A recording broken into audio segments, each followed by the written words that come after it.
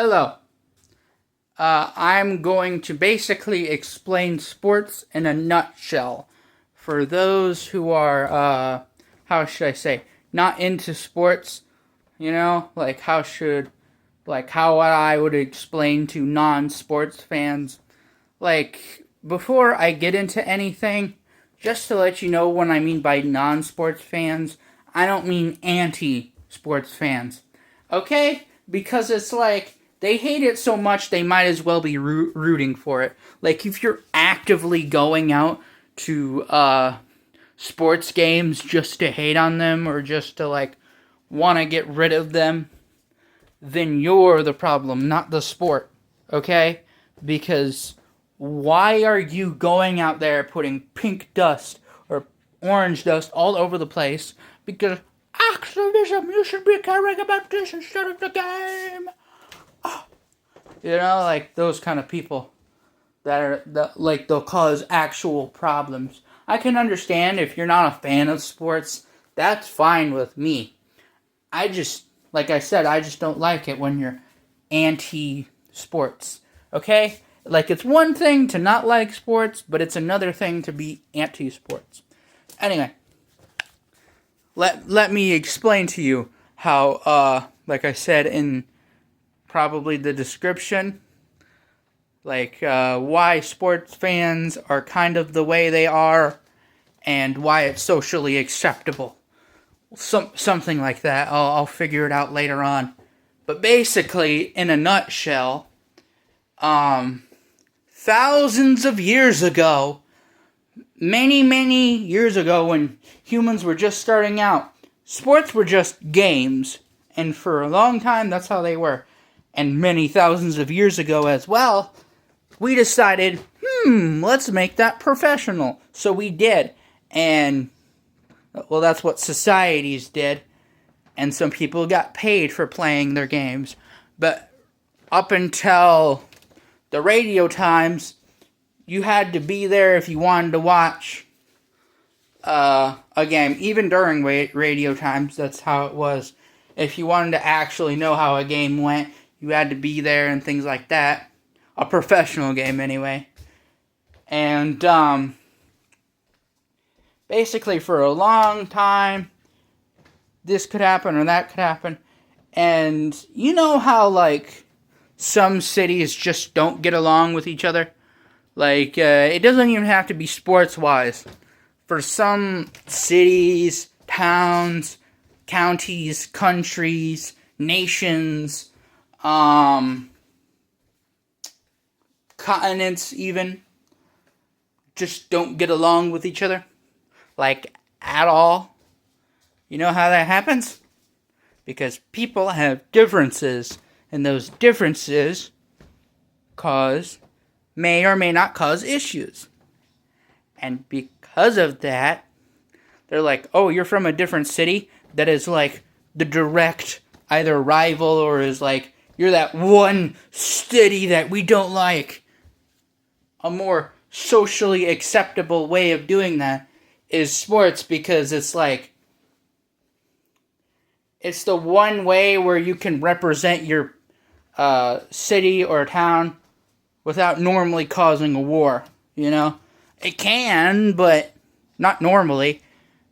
However, unless it's for your country or for one of those big cities, that's not how it is for all sports games, But don't get me wrong, it's still very, very much a big issue where they go out and burn cars and things like that.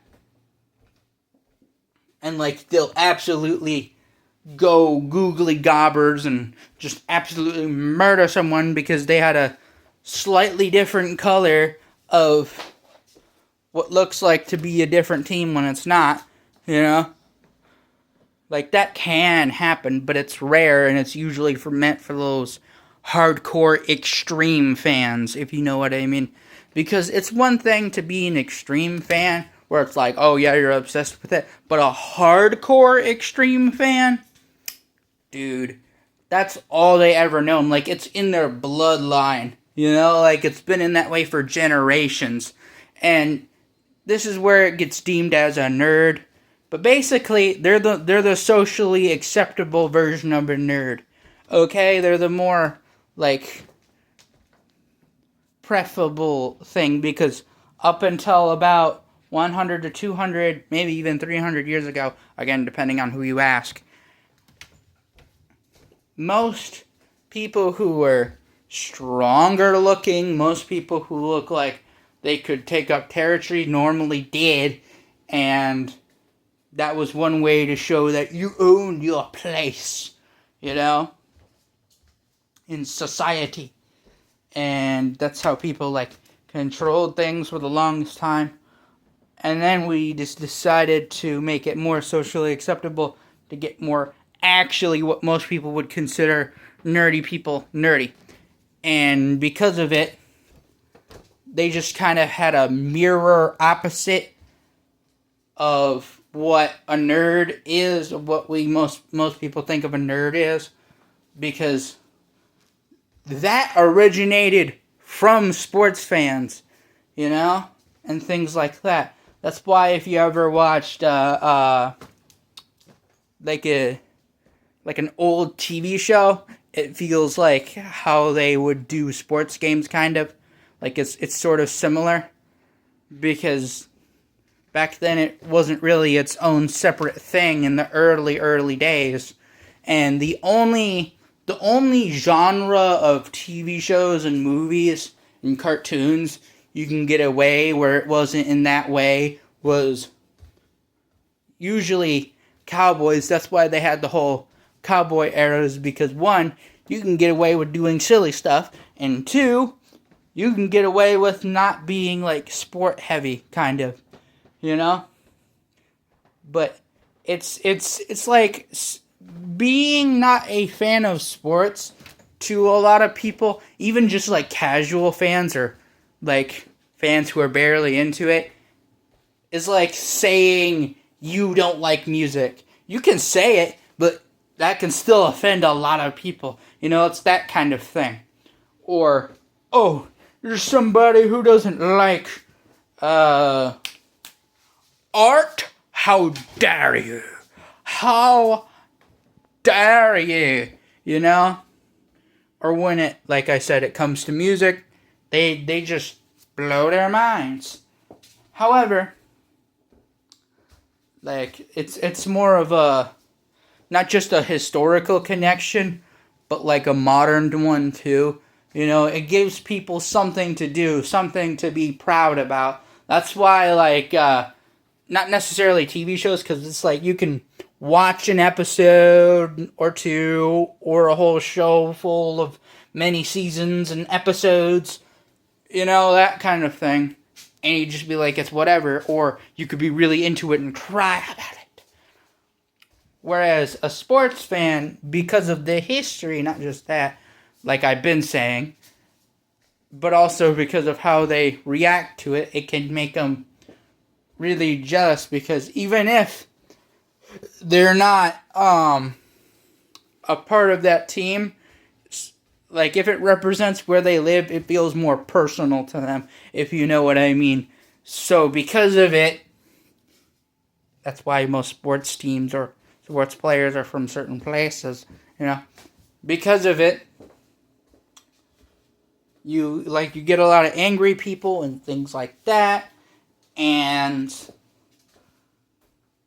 I don't know what else to say other than, yeah, it's just rage, because it's slightly in the nature of humans, where it basically takes your most basic, easiest features and complicates them, in a way where it's considered socially acceptable, because we made it socially acceptable. If you don't like that, then it's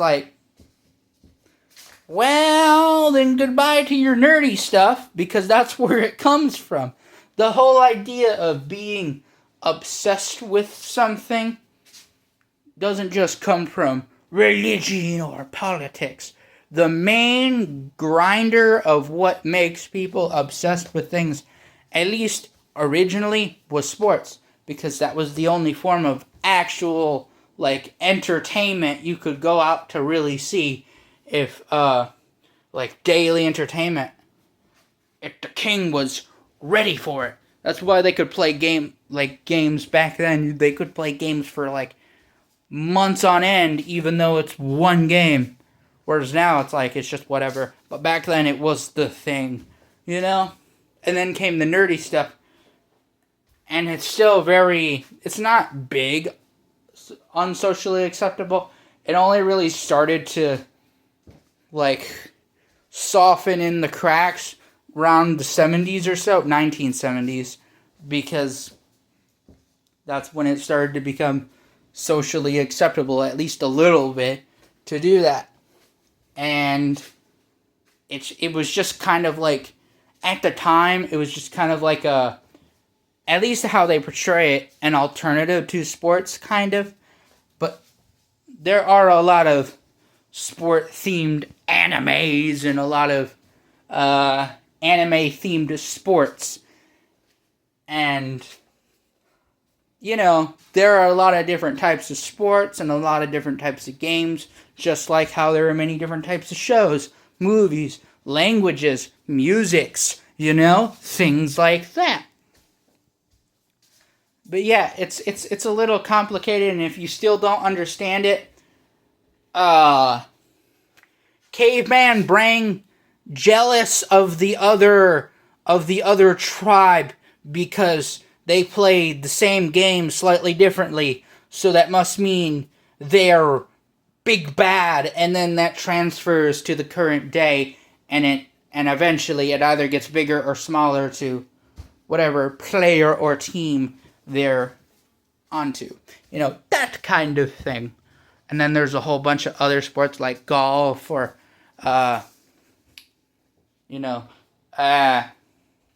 taggle wag running or whatever you call it with the dogs jumping around or something. It's different, you know? Like it kind of blurs that line. But yeah. That's basically it. Anyway, yeah, that's pretty much all I gotta say on the topic. And just remember, everybody, stay ugly.